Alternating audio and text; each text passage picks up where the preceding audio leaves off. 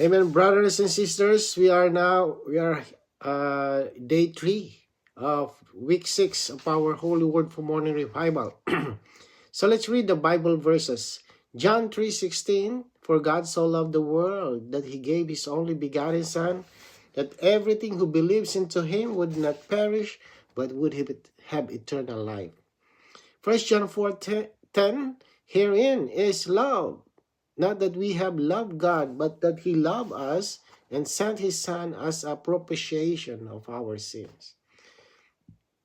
So we begin with John 3:16, a verse we may know very well, yet it is endlessly rich. And this verse shows us the source, the expression, and the issue of God's love. And God's love did not remain hidden in his heart. He gave. So his giving was not something outward or temporary. He gave his only begotten Son. This giving opens the way for us to believe into him. To believe into Christ is not merely, mental agreement. It is to enter into a living union with him. The result is not just forgiveness, but eternal life. The divine life of God imparted into us for our enjoyment and living. And then 1 John 4:10, it brings us more deeper. Here, love is defined not by what we do, but by what God has done. Not that we have loved God, and this removes all confidence in ourselves. The real love is that he loved us first. And how did he love us? He sent his Son to be the propitiation of our sins. And this means that Christ fully satisfied God's righteous requirements. Everything, every barrier, right? Removing every barrier between God and us. That's the function of the Lord Jesus, one of the function. And because of this, we can now come forward freely, without fear, and enjoy God, in peace. And together, these verses shows us that love begins with God, is proven by Christ, and results in life for us. So our Christian life does not start with loving God, striving, or promising to do better. It starts with what? Receiving. Right? We open our heart. Our heart is soft that time. That's why we receive him. So as we simply believe into Christ, in fact, believing into Christ should be day by day. And the day by day, it causes us to remain in this love and enjoy eternal life. And then supplied inwardly to live him out. So, saints, let's treasure this love, not as a doctrine, but as our daily nourishment and enjoyment of Christ. So let's read the paragraphs. And let's read that. Let's read that too. God's nature includes spirit as the nature of God's person. Love is as the nature of God's essence, and light as the nature of God's expression. And since God is dispensing himself in his nature into us, the more we are under God's dispensing, the more we have of his spirit, love, and light. Because God is love as well as spirit, the more we are under his dispensing, the more love we have. When the New Testament says that God is love, this does not mean that God merely has love, but that he is love. Through God's dispensing of himself into us, we become love in the sense of being constituted of God as love. Only one kind of love is genuine, and that is the love that comes out of God's dispensing. When we are under God's dispensing, we react with genuine love, which is God Himself. You know, it shows us that God's love is not something He merely has, He merely has. God Himself is love. Spirit is the nature of God's person, right? Love is the nature of His essence, and light is the nature of His expression. And today, God is not just revealing these things to us. He is dispensing Himself in His nature into us. The more we stay under God's dispensing, the more we spontaneously have spirit, love, and light within. And this love is not natural or self-produced. Genuine love comes only from God being imparted into us. So as God dispenses Himself into us, we are gradually constituted with God as love. And what flows out of us is God Himself. So therefore, our Christian life is not a matter of trying harder to love, but of remaining open to God's dispensing and enjoying Him. So let's read today's reading. If we are under God's dispensing, our reaction will indicate to others that we have much spirit, love, and light, even that we are constituted of spirit, love, and light. The divine love is the nature of God's essence. Thus, it is an essential attribute of God. John 3:16 tells us that God so loved the world that He gave His only begotten Son. And in 1 John 4:19 says, in this the love of God was manifested among us, that God sent His only begotten Son into the world that we might have life and live through Him. The world refers to fallen mankind, whom God so loved that by making them alive through His Son with His own life, they might become His children.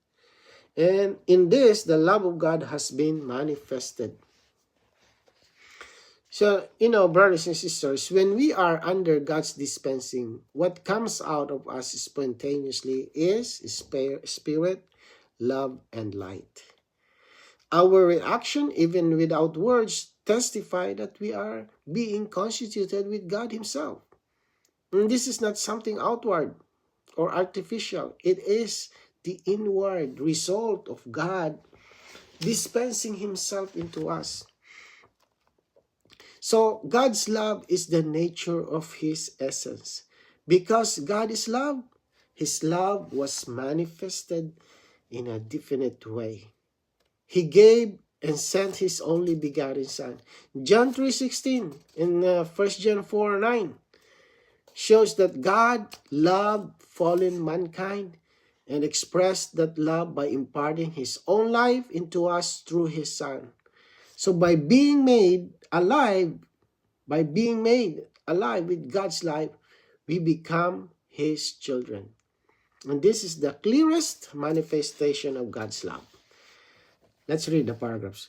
The word herein in John 4:10 refers to the following fact, that we love God, but that He loved us and sent His Son as a propitiation for our sins. In this fact is the higher and nobler love of God.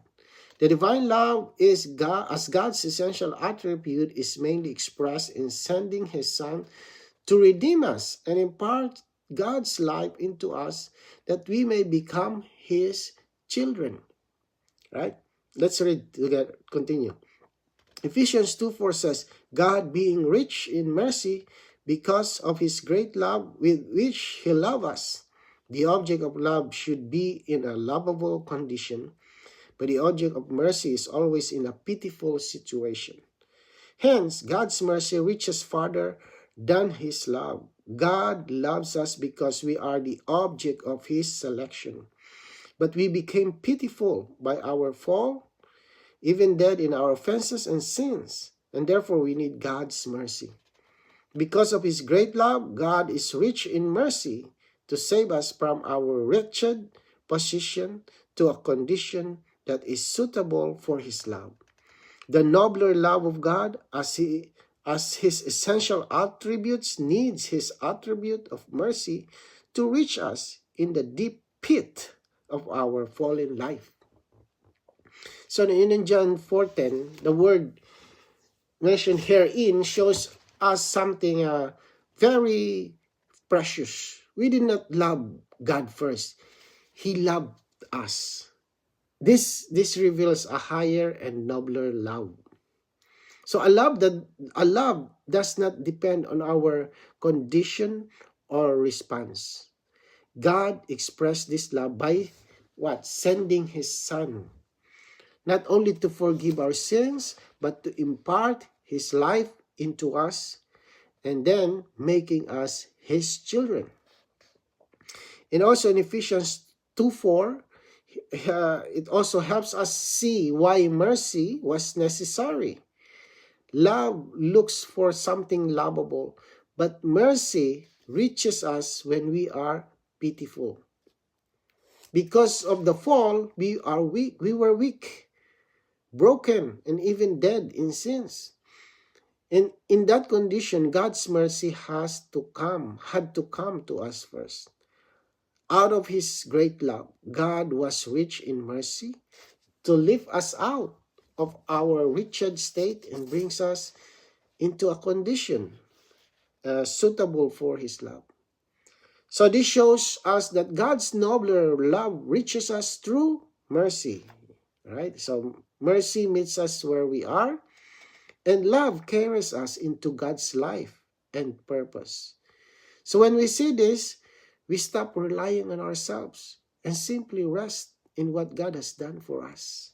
Right? So let's read the paragraph. From the day we believe in the Lord Jesus, the love of God has been poured out in our hearts. This is not merely a matter of feeling.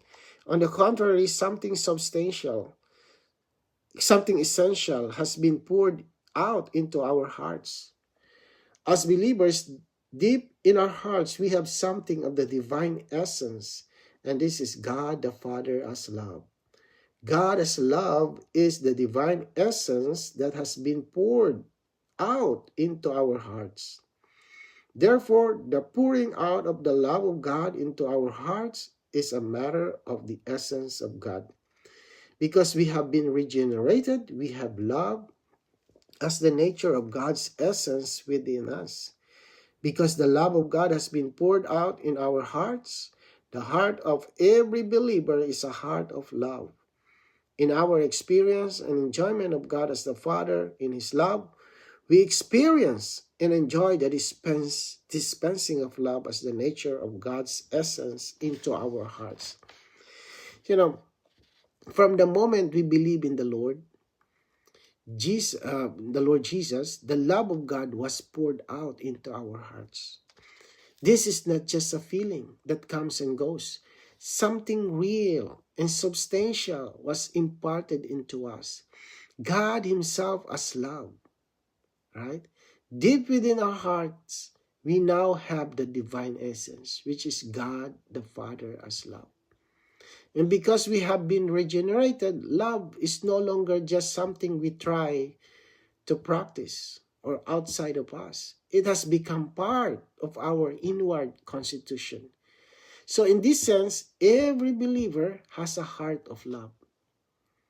Although our outward behavior may fluctuate, but inwardly, deep inside of in our spirit, inwardly, the source of love is already there. So as we daily turn our heart to the Lord and enjoy him, we experience the dispensing of love within us. This love flows out spontaneously, not by effort, but by continuous fellowship. What we live out, then is not human love, right? But God as love being expressed through us. So, this day 3, week 6 of the Holy Morning Revivals brings us to a very precious realization. Everything begins with God's love. We did not love God first. He loves us first. In our fallen and pitiful condition, his mercy reached us. And through his Son, He not only redeemed us, but imparted His life into us. And today, God's love has been poured out into our hearts, right? As something real, substantial, and living.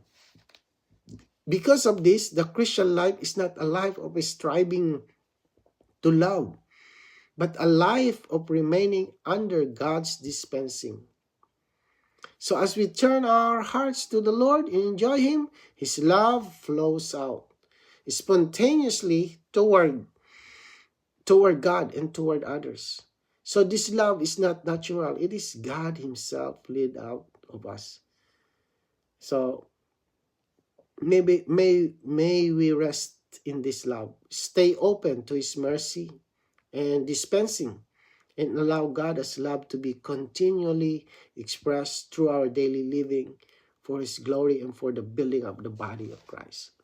All right, so Lord Jesus, thank you, Lord Jesus, that you, thank you, Father, for loving us.